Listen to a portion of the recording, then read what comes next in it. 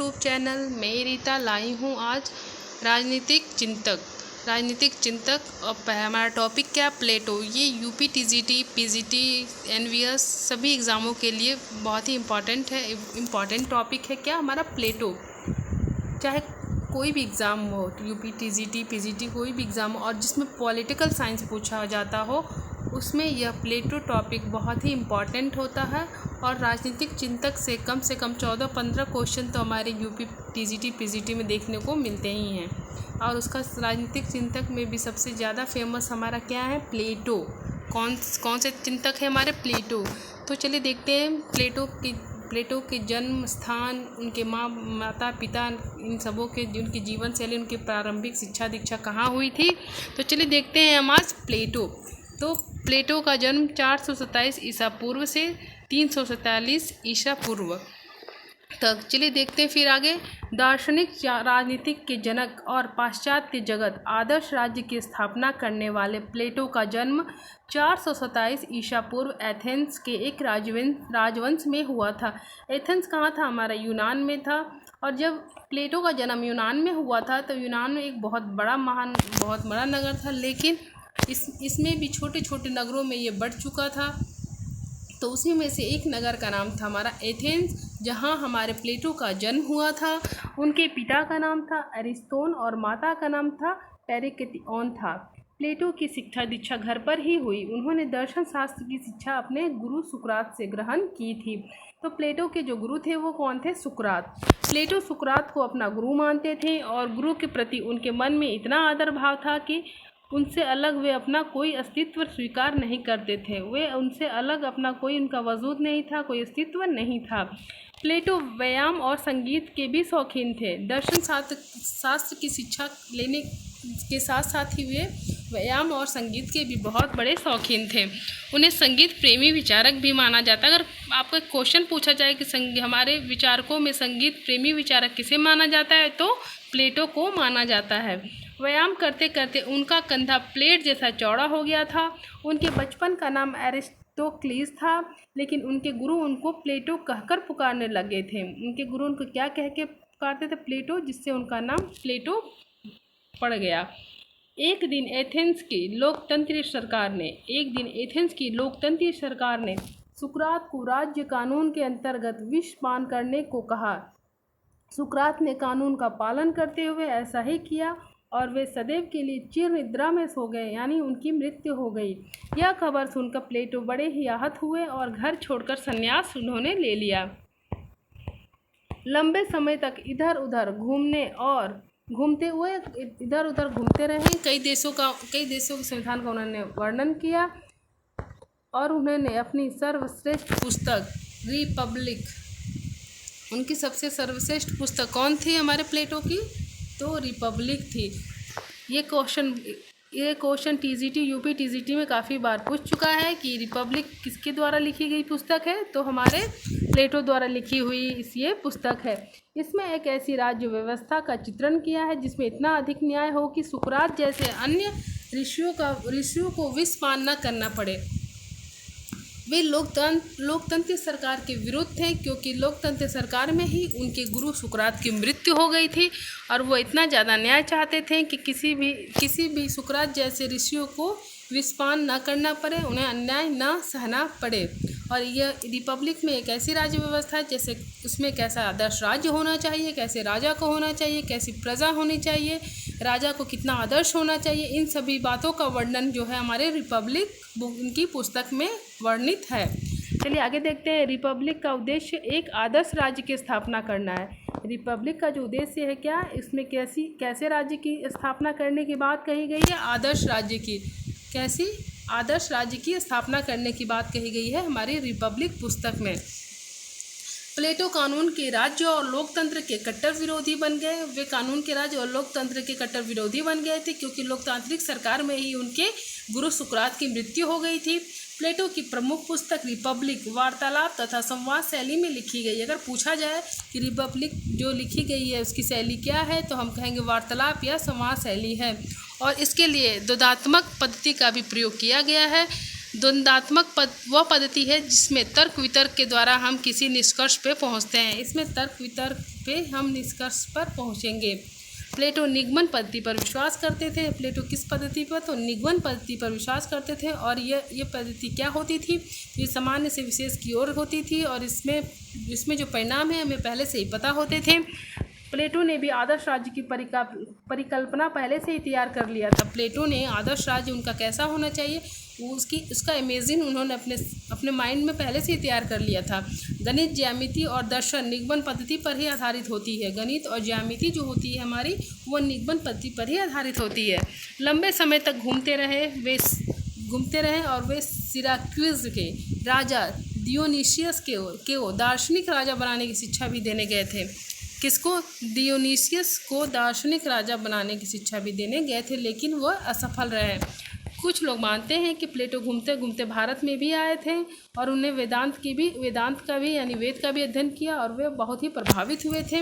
प्लेटो अंत में लौट कर एथेंस आए। वो कहाँ चले गए? एथेंस लौट गए और वहाँ पर उन्होंने एक एकेडमी की स्थापना की थी जो कि यूरोप का सर्वश्रेष्ठ विद्यालय था। इसमें मुख्य रूप से दर्शन शास्त्र की शिक्षा दी जाती थी। एकेडमी पर लिखा था जिसे गणित और ज्यामिति का अध्ययन ना हो वो एकेडमी में प्रवेश ना ले। मतलब जिसे गणित और ज्यामिति नहीं आता हो उसे एकेडमी में प्रवेश लेने का अधिकार नहीं था, उसे प्रवेश नहीं मिलता था। प्लेटो जैसे जैसे वृद्ध होते गए वैसे वैसे जीवन की वास्तविकता को वो समझने लगे। जीवन के अंतिम समय में उन्होंने उनकी और एक कौन सी बुक थी? द स्टेट्समैन भी थी और एक और बुक थी द लॉज। कौन सी बुक थी? एक तो रिपब्लिक थी, एक थी द स्टेट्समैन थी और तीसरी कौन है? द लॉज थी। इनकी रचना नामक पुस्तक की रचना इन्होंने की थी। इसमें द लॉज आकार में सबसे बड़ा ग्रंथ है। अगर पूछा जाए कि इन तीनों पुस्तकों में रिपब्लिक में और द स्टेट्समैन में और द लॉज में जो प्लेटो ने द्वारा रचित है, इसमें सबसे बड़े आकार में सबसे बड़ा आकार किस ग्रंथ का है? तो हम कहेंगे द लॉज का। किसका? द लॉज का है। चलिए आगे देखते हैं। प्लेटो को स्वयं लगने लगा कि जिन आदर्शों को हमने रिपब्लिक में स्थापित किया है उन्हें व्यवहारिक धरातल पर लाना संभव नहीं है। उन्हें यह रियलाइज़ हुआ, उन्हें यह महसूस हुआ कि जिस आदर्श राज्य की कल्पना उन्होंने रिपब्लिक में की है उसे व्यवहारिक या वास्तविक जीवन में धरती पर पृथ्वी पर लाना संभव नहीं है। उन्हें यह रियलाइज़ हुआ। अतः प्लेटो ने इन पुस्तकों में कुछ बदलाव किया। इसके चलते उन्होंने पुस्तकों में कुछ बदलाव किया, लेकिन प्लेटो का महत्व रिपब्लिक के कारण ही हुआ। लेकिन प्लेटो की जो महानता थी, जो उससे फेमस हुए वे उनकी रिपब्लिक ही पुस्तक थी। प्लेटो की मृत्यु 80 वर्ष की अवस्था में हो गई थी। 347 ईसा पूर्व में हुई। वैसे माना जाता है कि प्लेटो ने 26 एवं 36 पुस्तकों की रचना की, लेकिन राजनीतिक उपयोगिता के लिए उपयुक्त 3 पुस्तक ही मानी जाती है। रिपब्लिक, राज्य व्यवस्था। प्लेटो के महत्वपूर्ण ग्रंथ रिपब्लिक में किन किन चीज़ों का वर्णन है? तो हमारा पहला न्याय है। फिर न्याय कैसा होना चाहिए, दार्शनिक राजा कैसा होना चाहिए, हमें शिक्षा कैसी होनी चाहिए प्लेटो का साम्यवाद क्या था, इन सभी चीज़ों का वर्णन किसमें है? रिपब्लिक बुक में है। और आगे भी हम इसको हम इसको देखेंगे क्या क्या उन्होंने न्याय के बारे में कहा, क्या दार्शनिक राजा कैसा होना चाहिए था, शिक्षा कैसी होनी चाहिए थी, साम्यवाद कैसा होना चाहिए था, हम आगे देखते हैं। देखिए सुकरात पर प्लेटो का क्या प्रभाव पड़ा। सुकरात का प्लेटो पर क्या उनके गुरु का प्रभाव पड़ा? तो प्लेटो सुकरात के कहाँ तक ऋणी है, इस बात का अनुमान इस कथन से होता है कि उसके हृदय में जो गुरु की प्रतिमा अंकित हुई वह कभी भी धूमिल नहीं पड़ी। ये उनके द्वारा दिया गया ये स्लोगन है, इन्हें आप थोड़ा याद कर लीजिएगा। उसके हृदय में जो गुरु की प्रतिमा अंकित हुई वह कभी भी धूमिल नहीं। ये कथन किसने कहा है? प्लेटो ने कहा है। हरनसा ने क्या लिखा है उनके बारे में? सौभाग्य से सुकरात को प्लेटो जैसा शिष्य मिला जिसकी द्वंद्ववादी प्रतिभा स्वयं अपने गुरु के समान थी। हो सकता है कि तर्कों को वो प्रस्तुत करते समय उसने अपनी बौद्धिक प्रतिभा का परिचय दिया हो, लेकिन व्यवहार में दोनों का अलग कर पाना संभव नहीं है। जैसे सुकरात के विचार थे वैसे ही प्लेटो के भी हमारे विचार मिलते जुलते थे। प्लेटो ने जो कुछ भी अपने विवेक से कहा उसने अपने गुरु से कहलवाया। सुकरात के संपूर्ण विचार प्लेटो के विचार और प्लेटो के संपूर्ण विचार सुकरात के माने जाते हैं। द्वंद्वात्मक पद्धति को डायलैक्ट्रिक सिस्टम कहते हैं, जो कि ग्रीक शब्द डायलेगो से बना है, जिसका अर्थ क्या होता है? वार्तालाप। अगर पूछा जाए तो द्वंद्वात्मक पद्धति को क्या कहते हैं, तो डायलैक्ट्रिक सिस्टम कहते हैं, जो कि किससे बना है? ग्रीक शब्द डायलोगो से बना है, और इसका अर्थ क्या है? वार्तालाप इसका अर्थ होता है। चलिए आगे देखें।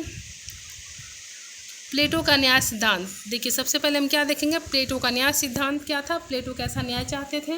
तो प्लेटो के संपूर्ण राजनीतिक विचारों में न्याय का सर्वश्रेष्ठ स्थान है। न्याय को रिपब्लिक की आधारशिला माना जाता है। जस्टिस को ग्रीक भाषा में डाक्योसियन कहा जाता है, जिसका अर्थ है न्याय से संबंधित। प्लेटो के न्याय की स्थापना के पहले न्याय के 3 सिद्धांत प्रचलित थे। कितने सिद्धांत प्रचलित थे? 3 सिद्धांत प्रचलित थे। इसको याद कर लीजिएगा, ये काफ़ी एग्जामों में पूछा जाता है। न्याय का परामर्शवादी सिद्धांत, इसके समर्थक कौन थे? तो सिफेलेक्स थे और पॉलीमार्क। अगर पूछा जाए न्याय का परामर्शवादी सिद्धांत किसने दिया था, तो हमारा क्या था हमारा सिफेलेक्स और पॉलीमार्क्स था। आगे देखें, न्याय का उग्रवादी सिद्धांत के समर्थक कौन थे? तो थ्रेसिमेकस थे। और न्याय का उदारवादी सिद्धांत इसके समर्थक कौन थे? तो ग्लाउकॉन थे। कौन थे? ग्लाउकॉन थे। और थ्रेसिमेकस का प्रसिद्ध कथन, ये बहुत ही फेमस है, इसको प्लीज़ आप नोट कर लीजिएगा, इसे प्लीज़ याद कर लीजिएगा, ये काफ़ी एग्जाम में पूछा जाता है। थ्रेसिमेकस का प्रसिद्ध कथन, ये कथन जरूर आप याद करें, क्योंकि ये कथन से ही काफ़ी क्वेश्चन मिलते हैं हमारे। न्याय शक्तिशाली का हित है। पूछा जाए ना, न्याय शक्तिशाली का हित है, ये प्रसिद्ध कथन किसका है? तो थ्रेसिमेकस का है। चलिए, प्लेटो ने न्याय के उपयुक्त सिद्धांत का खंडन करते हुए अपने न्याय के सिद्धांत का प्रतिपादन किया। प्लेटो के अनुसार राज्य में रहने वाला प्रत्येक वर्ग अपने अपने निर्धारित कार्यों को करते हुए एक दूसरे में सामंजस्य बनाए रखे तथा अंतिम दोनों वर्गों का संचालन शासक वर्ग के द्वारा हो। मतलब रहने वाला राज्य में जो भी रहने वाला व्यक्ति अपने अपने कार्यों में सामंजस्य, एक बैलेंस बना के रखे, और जो अंतिम निर्णय होगा, जो भी निर्णय का दोनों वर्गों का निर्णय होगा, वो किसके हाथ में होगा? वो हमारे शासक वर्ग के द्वारा होगा। चलिए देखते हैं। विवेक, साहस, वासना। विवेक किसमें होना चाहिए? दार्शनिक राजा और शासक कैसा हो? विवेकशील होना चाहिए। सैनिक साहस होना चाहिए। उत्पादन वर्ग में क्या होता है? वासना, व्यक्ति वासना। व्यक्ति में ये गुण होना चाहिए, राज्य में हमारा ये गुण होना चाहिए। विवेक, साहस, वासना व्यक्ति में, दार्शनिक राजा, सैनिक, उत्पादन वर्ग राज्य में।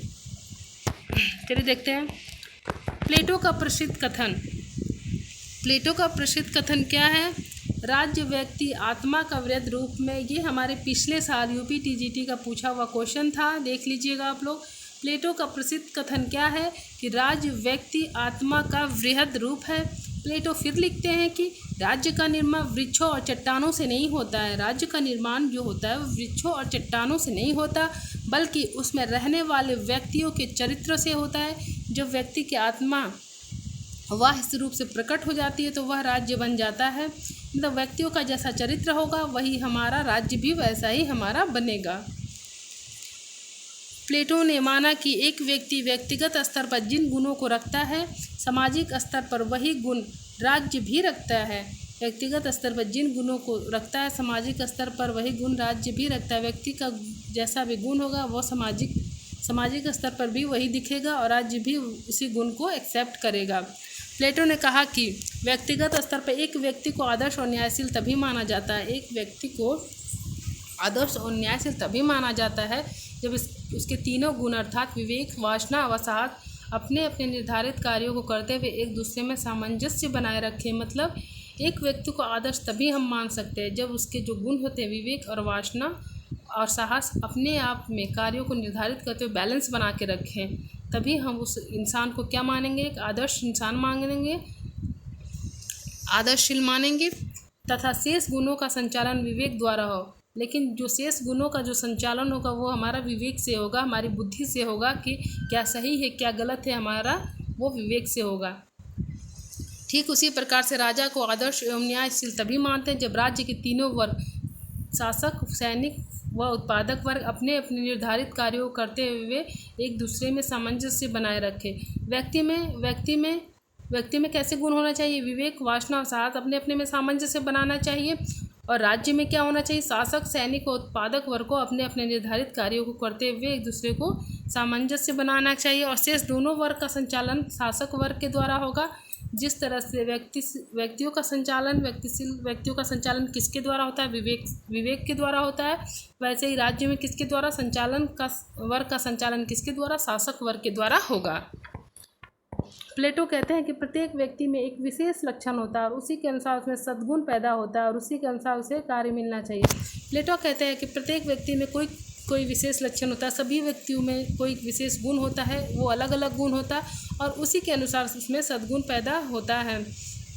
अगर कोई व्यक्ति साहस है उसमें ये है तो उसमें सैनिक में भर्ती होना चाहिए। कोई बहुत बुद्धिमान है तो उसको शिक्षक में जाना चाहिए।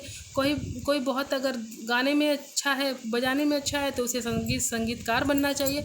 लेकिन उसी प्रकार तो प्रत्येक व्यक्ति में एक विशेष लक्षण के हिसाब से ही उसे कार्य देना चाहिए। आगे देखें। लक्षण, ज्ञान की प्रधानता, सद्गुण, लक्षण, सद्गुण और वर्ग। ज्ञान की प्रधानता विवेक, शासक। मनोवेग की प्रधानता साहस, सैनिक। क्षुधा या वासना की प्रधानता संयम या उत्पादक वर्ग में होना चाहिए। न्याय पे आधारित महत्वपूर्ण क्या तथ्य थे वो देखते हैं। प्लेटो का न्याय कैसा था? स्वकर्तव्य मूलक सिद्धांत पर बल देता है। प्लेटो ने आत्मा के तीसरे सिद्धांत का प्रतिपादन किया है। प्लेटो का न्याय कार्य विशेषीकरण सिद्धांत पर आधारित प्लेटो का न्याय जो था वो विशेषीकरण सिद्धांत पर आधारित था। प्लेटो के न्याय को न्याय का सामंजस्य सिद्धांत भी कहा जाता है। प्लेटो ने अपने न्याय में अनेकता में एकता को स्थापित किया है। प्लेटो ने न्याय प्रकल्प मूलक सिद्धांत का प्रतिपादन किया है। प्लेटो का न्याय सिद्धांत भारत की वर्ग व्यवस्था के अनुकूल है। यहाँ स्वधर्म ही स्वकर्म है। ये देखिए कथन जरूर देखिएगा, जरूर याद कीजिएगा इसे। वारकर के अनुसार प्लेटो का न्याय वास्तव में न्याय नहीं बल्कि मनुष्यों को अपने कर्तव्य तक सीमित रखना मात्र है। प्लेटो का न्याय जो है वो मनुष्यों के कर्तव्य को सीमित कर देता है। वारकर के अनुसार न्याय रिपब्लिक की आधारशिला है और रिपब्लिक न्याय का संस्थागत रूप है। कार्ल पॉपर ने क्या कहा है? प्लेटो विशेषाधिकारों को न्यायपूर्ण कहकर पुकारता है, जबकि हम विशेषाधिकार के अभाव को हम न्याय कहते हैं। आगे देखते हैं। चलिए ये क्या है? प्लेटो का दार्शनिक राजा, ये हम नेक्स्ट वीडियो में करेंगे। अगर आप चाहते हो कि हम इसके आगे की भी वीडियो बनाएं तो आप हमें कमेंट में लिख के बताएं। और अगर हमारी वीडियो आपको अच्छी लगी तो इसे सब्सक्राइब कीजिए, अपने दोस्तों के साथ शेयर कीजिए। Okay bye, thank you.